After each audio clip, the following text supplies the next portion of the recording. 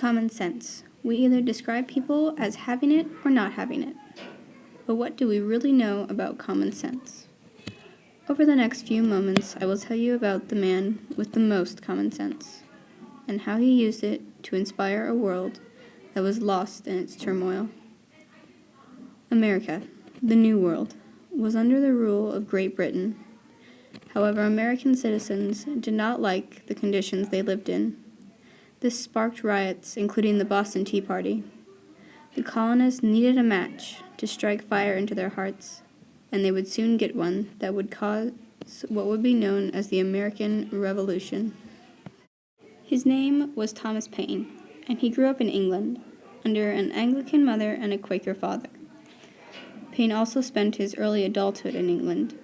He was married and widowed when his wife died in childbirth. In these early years, Thomas held many jobs, including being a school teacher, a sailor, and quite possibly a corset maker. However, in about 1774, Benjamin Franklin persuaded Paine to move to America. This would change Paine's life forever. Thomas started out as being an editor of the Pennsylvania Magazine, which lasted him through 1775. Then, in 1776, he published anonymously Common Sense. The 50-page pamphlet caused an uproar. Many colonists who were unsure of which side of the Revolutionary War they belonged, British or American, came to the conclusion that revolution was necessary. This document may also have been an inspiration to Thomas Jefferson when he wrote the Declaration of Independence.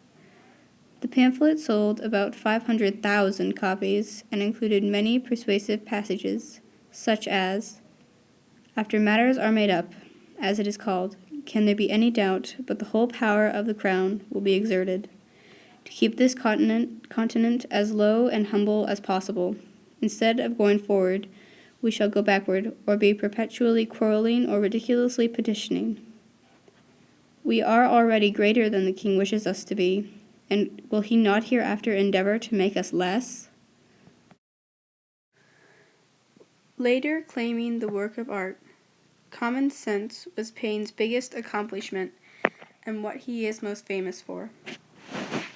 The revolutionary man wrote many other works, including the Crisis Papers, Rights of Man, and the Age of Reason. Thomas Paine's life after Common Sense did not excite many people. In 1778, he returned to England to try and spark independence there, but failed utterly. Later, Paine tried to help the French Revolution and was sent to prison there in December of 1793. However, he was released in November of 1794, during which he was almost executed. Years later, Paine was considered an honorary citizen of France. Isn't that ironic? Thomas Paine was furious that his friend George Washington had not bailed him out of jail. So he wrote some devastating press attacks that may have been the cause of Washington's retirement in 1796.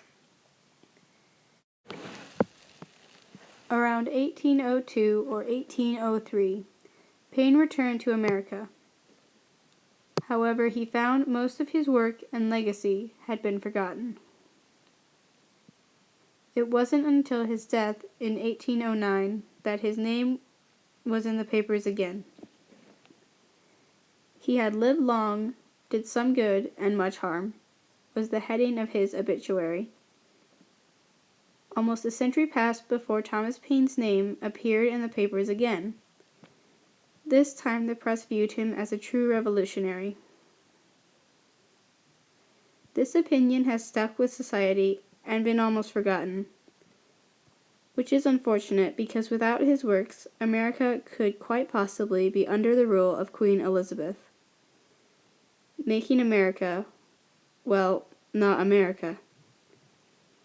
This is why I ask my viewers to spread the word about who Thomas Paine was and what he did for our country.